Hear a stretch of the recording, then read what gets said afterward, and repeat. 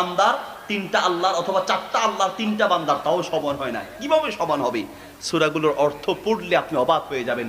আয়াতগুলোর অর্থ, প্রথম আয়াতে আল্লাহ বলছেন আলহামদুলিল্লাহি রাব্বিল আলামিন, সমস্ত প্রশংসা জগৎ সমূহের রব আল্লাহর জন্য। এই আয়াতটা কার? আল্লাহ। 2 নম্বর আয়াত আর রহমানির রহিম, অত্যন্ত দয়ালু, চির দয়াময়। এদিকে খেয়াল করেন, সারা জীবন তাফসির আমরা করছি, আপনারা শুনেছেন, আজকে তাফসির আপনারা করবেন। মাহফিলের নামও হচ্ছে তাফসিরুল কোরআন মাহফিল, ঠিক কি না? 2 নম্বর আয়াত হচ্ছে আর রহমানির রহিম, অত্যন্ত দয়ালু, চির দয়াময়, আল্লাহর প্রশংসা করা হচ্ছে। তাহলে 2 নম্বর আয়াত কার? আল্লাহ।